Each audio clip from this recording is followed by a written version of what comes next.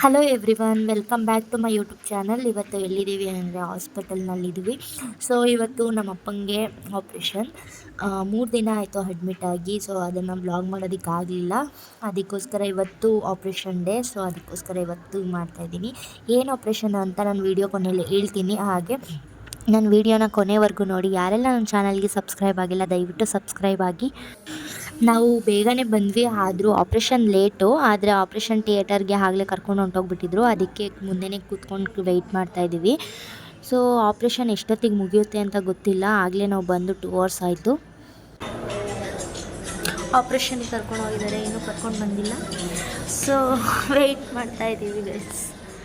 8 ಗಂಟೆಲಿ ಕರ್ಕೊಂಡೋಗಿರೋದು operation ಥಿಯೇಟರ್ಗೆ. 12 ಗಂಟೆ ಆದರೂ ಇನ್ನೂ ಮುಗ್ದಿಲ್ಲ. ಸೊ ವೆಯ್ಟ್ ಮಾಡಿ ಅವ್ರು ಆಗಲೇ ನಿದ್ದೆಗೆ ಹೋದ್ರು. ನಿದ್ದೆನೂ ಇಲ್ಲ ಪಾಪ. ನೈಟ್ 12 ಗಂಟೆಗೆ ಬಂದರು ಮನೆಗೆ.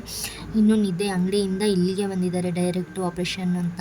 ಸೊ ನಿದ್ದೆ ಇಲ್ಲ. ಅಮ್ಮ ಇದ್ದಾರೆ ಅಂಗಡೀಲಿ, ನಮ್ಮ ಮಾವ ಮಂತ್ರಾಲಯಕ್ಕೆ ಹೋಗಿದ್ದಾರೆ. ವೆಯ್ಟ್ ಮಾಡಿ ಕೊನೆಗೆ ಆಯಿತು ಅಂತ ಹೇಳಿದ್ರು.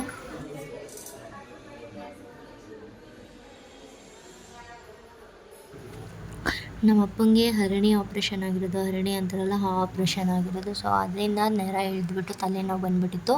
ಅದಕ್ಕೆ ಆಪ್ರೇಷನ್ ಮಾಡಿಸಿದ್ವಿ. ಈ ಪರಿಸ್ಥಿತಿಲಿ ನೋಡ್ತಾಯಿದ್ರೆ ನನಗೆ ನೋಡೋದಕ್ಕೆ ಆಗ್ತಾಯಿಲ್ಲ, ಆ ಥರ ಅನ್ನಿಸ್ತಿದೆ ನನಗೆ. ಎಷ್ಟು ಸಂಕಟ ಆಗ್ತಿದೆ ಅಂದರೆ, ಯಪ್ಪ, ಯಾವ ಮಕ್ಳಿಗೂ ಯಾವ ತಂದೆಯರಿಗೂ ಯಾರಿಗೂ ಇಂಥ ಕಷ್ಟ ಬರಬಾರ್ದು ಅನ್ನಿಸ್ಬಿಡುತ್ತೆ ಒಂದೊಂದು ಟೈಮು. ಯಾವುದೇ ಕಾರಣಕ್ಕೂ ಆಸ್ಪತ್ರೆಗೆ ಹೋಗಬಾರ್ದು ಅಂತ ಫೀಲ್ ಆಗಿಬಿಡುತ್ತೆ. ಏನಂದರೆ ಈ ತಿಂಗಳಲ್ಲೆಲ್ಲ ಬರೀ ಹಾಸ್ಪಿಟಲ್ ಅನ್ನೋದೇ ಆಗೋಯಿತು. ತಿಂಗಳು ಅನ್ನೋದಕ್ಕಿಂತ ಈ ವರ್ಷದೊಳಗಡೆ ಫುಲ್ ಆಸ್ಪತ್ರೆ ಸ್ಟೇಷನ್ನೇ ಇದೇ ಆಗೋಯಿತು. ಈ ಸ್ಟೇಷನ್ ಏನಕ್ಕೆ ಅಂತ ನಾನು ನೆಕ್ಸ್ಟ್ ಬ್ಲಾಗಲ್ಲಿ ನಾನು ಖಂಡಿತ ಹೇಳ್ತೀನಿ ಏನು ಅಂತ.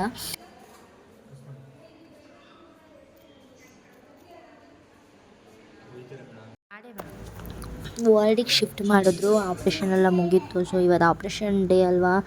ಆಪ್ರೇಷನ್ ಮಾಡಿದ ದಿನ ತುಂಬಾ ಪೇನ್ ಇರುತ್ತೆ ಅನಿಸುತ್ತೆ. ತುಂಬ ನರಳಾಡ್ತಿದ್ರು, ತುಂಬ ಸಂಕಟ ಪಡ್ತಿದ್ರು. ಬಟ್ ಹೇಳ್ಕೊತಿರ್ಲಿಲ್ಲ. ಅದು ನಾನಿದ್ದೀನಿ ಅಂತ ಹೇಳ್ಕೊತಿರ್ಲಿಲ್ಲ. ನಾನು ಯೋಚನೆ ಮಾಡ್ತೀನಿ ಅಂತ ಅಮ್ಮನ ಹತ್ರ ಹೇಳ್ತಿದ್ರಂತೆ. ಅಮ್ಮ ನನಗೆ ಹೇಳ್ತೀನಿ, ನೀನು ಯೋಚನೆ ಮಾಡ್ತಾಳೆ, ಹೇಳ್ಬೇಡ ಅಂತ.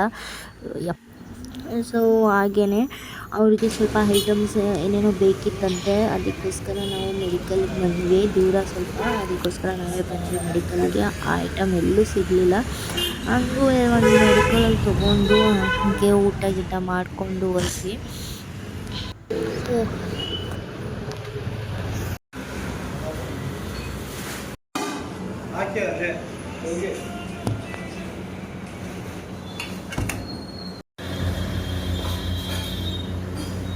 ಸೊ ನಾವು ಬರೋ ಅಷ್ಟರಲ್ಲಿ ಅಪ್ಪ ಮಲಗಿದ್ರು. ಹಾಗೆ ಇಲ್ಲೊಬ್ರು ಕಾಣಿಸ್ತಿದ್ದಾರಲ್ಲ ಅಕ್ಕ, ಅವ್ರ ಬಗ್ಗೆ ನಂಗೆ ತುಂಬ ಇಷ್ಟ ಆದರು. ಇವ್ರು ತುಂಬಾ ನನಗೆ ಇಷ್ಟ ಆದರು. ಏನಕ್ಕೆ ಅಂದರೆ, ಅಲ್ಲಿ ಮಲ್ಕೊಂಡಿದ್ದಾರಲ್ಲ ಅವರು, ನೀವೇನು ಅಂದ್ಕೊಂಡಿದ್ದಾರೋ ಗೊತ್ತಿಲ್ಲ. ನಾನು ಹಸ್ಬೆಂಡ್ ಅಂದ್ಕೊಂಡಿದ್ದೆ, ಖಂಡಿತವಾಗಿಯೂ ಹಸ್ಬೆಂಡ್ ಅಲ್ಲ. ಸೊ ಅವ್ರ ಮೈದನ ಅಂತೆ. ಬೆಳಿಗ್ಗೆ ಕರ್ಕೊಂಡು ಹೋಗಿರೋದು ಆಪ್ರೇಷನ್ಗೆ, ಸಂಜೆ ಆದರೂ ಕರ್ಕೊಂಡು ಬರಲಿಲ್ಲ ಅಂದ್ಬಿಟ್ಟು ಅವ್ರು ಹತ್ಕೊಂಡು ಕೂತಿರೋದು ಹತ್ತಿಗೆ. ಸೊ ಹತ್ತಿಗೆ ಆಗಬೇಕು. ಸ್ವಂತ ಅಣ್ಣನ ಹೆಂಡ್ತಿ 4 ದಿನ ಆಯ್ತಂತೆ ಅಡ್ಮಿಟ್ ಆಗಿ. ಸೊ ಎಷ್ಟು ಚೆನ್ನಾಗಿ ನೋಡ್ಕೊಂಡಿದ್ದಾರೆ ಅಂದರೆ, ಮಗನ ಥರನೇ ನೋಡ್ಕೊಂಡಿದ್ದಾರೆ. ಒಂದು ಹೆಣ್ಣು ತಾಯಿ ಆಗೋಕ್ಕೂ ರೆಡಿ, ಅತ್ತಿಗೆ ಆಗೋಕ್ಕೂ ರೆಡಿ. ಅತ್ತಿಗೆ ಹಾಕಿ ತಾಯಿ ಥರ ನೋಡ್ಕೊತಿದ್ದಾರಲ್ಲ, ಅವರು ಗ್ರೇಟ್. ಇನ್ನೂ ಮದುವೆ ಆಗಿಲ್ವಂತೆ ಅವರಿಗೆ. ಸೊ ಅಣ್ಣಂಗೆ ಮದುವೆ ಆಗಿಲ್ಲ ಇನ್ನು. ಆಮೇಲೆ ಅಮ್ಮ ಇಲ್ವಂತೆ, ಅಪ್ಪ ಇದ್ದಾರಂತೆ. ತುಂಬಾ ಪ್ರೌಡ್ ಆಯಿತು ನನಗೆ. ಸಖತ್ ಇಷ್ಟ ಆದರು ಅಕ್ಕ. ಹಾಗೆ ನನ್ನ ದೇವರಾಣೆ ಅವರು ಆ ಥರ ಇರೋದು ನೋಡಿ ನಾನು ಅವ್ರ ಹಸ್ಬೆಂಡ್ ಅಂದ್ಕೊಂಡಿದ್ದೆ. ಹಸ್ಬೆಂಡ್ ಅಂತೂ ಖಂಡಿತವಾಗಿಯೂ ಅಲ್ಲ. ನನಗಂತೂ ತುಂಬ ಇಷ್ಟ ಆದರು. ಸೊ ನಾನು ಬೆಳಿಗ್ಗೆ ಆಪ್ರೇಷನ್ ಆಗುವಾಗ ಬಂದಿದ್ದು. ಅವರು ನಿದ್ದೆ ಮಾಡ್ಕೊಂಡು ಬರ್ತೀನಿ ಅಂತ ಹೋದ್ರು. ನಾನು ಹಾಸ್ಪಿಟಲ್ನಲ್ಲೇ ಸಂಜೆವರೆಗೂ ಇದ್ದೆ. ಈಗ ಹೊರಡಬೇಕು. ಅವ್ರು ಇನ್ನೂ ಬಂದಿಲ್ಲ. ಬಂದ ತಕ್ಷಣ ಹೊರಡ್ತೀವಿ.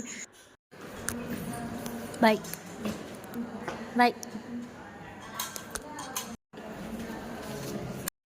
ಸೊ ಮುಗೀತು, ಹೊರಟ್ವಿ ಇವಾಗ. ಯಾರೆಲ್ಲ ನನ್ನ ಚಾನಲ್ಗೆ ಸಬ್ಸ್ಕ್ರೈಬ್ ಆಗಿಲ್ಲ ದಯವಿಟ್ಟು ಸಬ್ಸ್ಕ್ರೈಬ್ ಆಗಿ. ಹಾಗೆ ಲೈಕ್ ಮಾಡಿ, ಶೇರ್ ಮಾಡಿ, ಕಮೆಂಟ್ ಮಾಡಿ. ನನ್ನ ವಿಡಿಯೋನ ಕೊನೆವರೆಗೂ ನೋಡಿದ್ದಕ್ಕಾಗಿ thank you for watching. Bye.